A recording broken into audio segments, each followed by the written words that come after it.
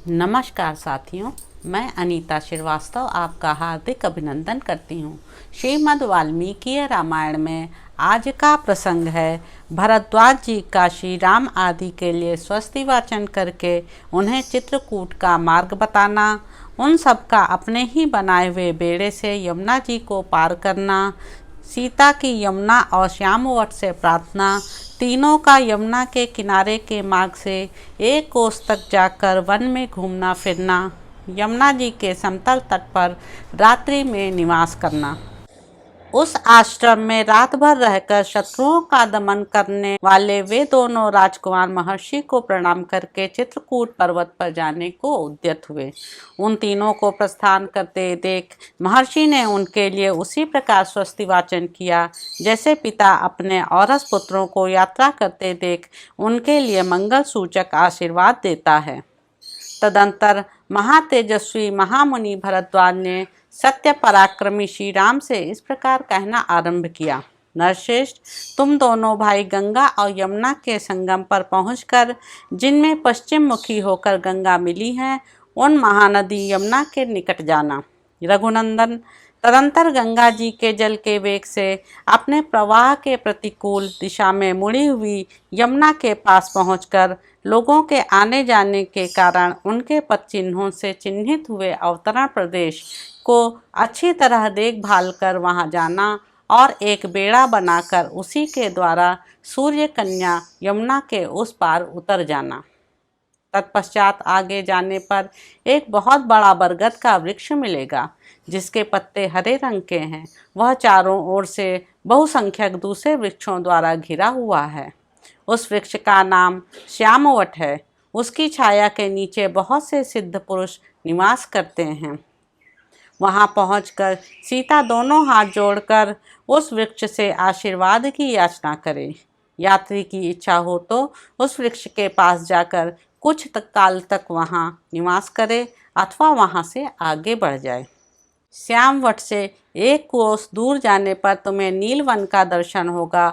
वहाँ सल्लकी और बेर के भी पेड़ मिले हुए हैं। यमुना के तट पर उत्पन्न हुए बासों के कारण वह और भी रमणीय दिखाई देता है। यह वही स्थान है जहाँ से चित्रकूट को रास्ता जाता है। मैं उस मार्ग से कई बार गया हूँ। वहाँ की भूमि कोमल और दृश्य रमणीय है। उधर कभी दावानल का भय नहीं होता है। इस प्रकार मार्ग बताकर जब महर्षि भरद्वाज लौटने लगे तब श्री राम ने तथास्तु कहकर उनके चरणों में प्रणाम किया और कहा, अब आप आश्रम को लौट जाइए। उन महर्षि के लौट जाने पर श्री राम ने लक्ष्मण से कहा, सुमित्रा नंदन, तुम्हारा कल्याण हो। ये मुनि हमारे ऊपर जो इतनी कृपा रखते हैं, इससे जान पड़ता है कि हम लोगों ने पहले कभी महान पुण्य किया है। इस प्रकार बातचीत करते हुए वे दोनों मनस्वी पुरुष सीता को ही आगे करके यमुना नदी के तट पर गए। वहाँ कालिंदी का स्रोत बड़ी तीव्र गति से प्रवाहित हो रहा था। वहाँ पहुंचकर वे इस चिंता में पड़े कि कैसे नदी को पार किया जाए, क्योंकि वे तुरंत ही यमुना के जल को पार करना चाहते थे। फिर उन दोनों भाइयों ने जंगल के सूखे काठ बटोर कर उन्हीं के द्वारा बहुत बड़ा बेड़ा तैयार किया। वह बेड़ा सूखे बांसों से व्याप्त था और उसके ऊपर खस बिछाया गया था। तदंतर पराक्रमी लक्ष्मण ने बेत और जामुन की टहनियों को काटकर सीता के बैठने के लिए एक सुखद आसन तैयार किया। दशरथ नंदन श्री राम ने लक्ष्मी के समान अचिंत्य ऐश्वर्य वाली अपनी प्रिया सीता को, जो कुछ लज्जित सी हो रही थीं, उस बेड़े पर चढ़ा दिया और उनके बगल में वस्त्र एवं आभूषण रख दिए। फिर श्री राम ने बड़ी सावधानी के साथ खंती और बकरे के चमड़े से मढ़ी हुई पिटारी को भी बेड़े पर ही रखा। इस प्रकार पहले सीता को चढ़ाकर वे दोनों भाई दशरथ कुमार श्री राम और लक्ष्मण उस बेड़े को पकड़कर खेने लगे। उन्होंने बड़े प्रयत्न और प्रसन्नता के साथ नदी को पार करना आरंभ किया। यमुना की बीच धारा में आने पर सीता ने उन्हें प्रणाम किया और कहा, देवी, इस बेड़े के द्वारा मैं आपके पार जा रही हूँ।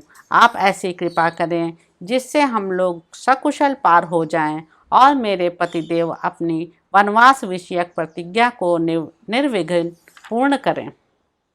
इक्ष्वाकु वंशी वीरों द्वारा पालित अयोध्यापुरी में श्री रघुनाथ जी के सकुशल लौट आने पर मैं आपके किनारे 1 सहस्त्र गौओं का दान करूंगी और सैकड़ों देव दुर्लभ पदार्थ अर्पित करके आपकी पूजा संपन्न करूंगी। इस प्रकार सुंदरी सीता हाथ जोड़कर यमुना जी से प्रार्थना कर रही थी। इतने ही में वे दक्षिण तट पर जा पहुंची। इस तरह उन तीनों ने उसी बेड़े द्वारा बहुसंख्यक तटवर्ती वृक्षों से सुशोभित और तरंग मालाओं से अलंकृत शीघ्रगामिनी सूर्य कन्या यमुना नदी को पार किया। पार उतरकर उन्होंने बेड़े को तो वहीं तट पर छोड़ दिया और यमुना तटवर्ती वन से प्रस्थान करके वे हरे हरे पत्तों से सुशोभित शीतल छाया वाले श्याम वट के पास जा पहुँचे।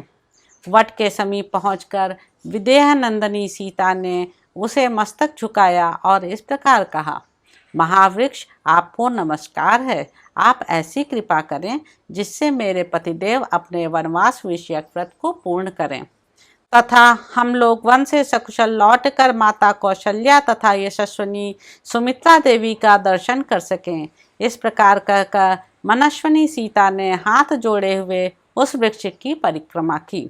सदा अपनी आज्ञा के अधीन रहने वाली प्राण प्यारी सती साध्वी सीता को श्यामवट से आशीर्वाद की याचना करती देख श्री राम ने लक्ष्मण से कहा, भरत के छोटे भाई नरशेष लक्ष्मण, तुम सीता को साथ लेकर आगे आगे चलो और मैं धनुष धारण किए पीछे से तुम लोगों की रक्षा करता हुआ चलूँगा। विदेह कुलनंदनी जनक दुलारी सीता जो जो फल या फूल मांगें अथवा जिस वस्तु को पार कर इनका मन प्रसन्न रहे वह सब इन्हें देते रहो।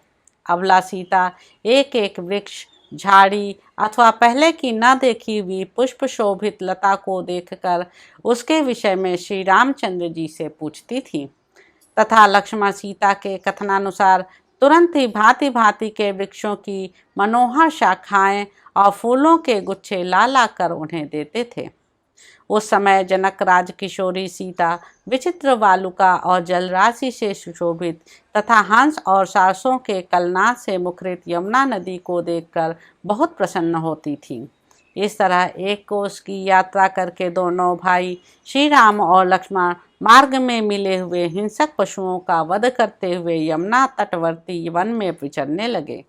उदार दृष्टि वाले वे सीता, लक्ष्मण और श्री राम मोरों के झुंडों की मीठी बोली से गूंजते तथा हाथियों और वानरों से भरे हुए उस सुंदर वन में घूम फिरकर शीघ्र ही यमुना नदी के समतल तट पर आ गए और रात में उन्होंने वहीं निवास किया।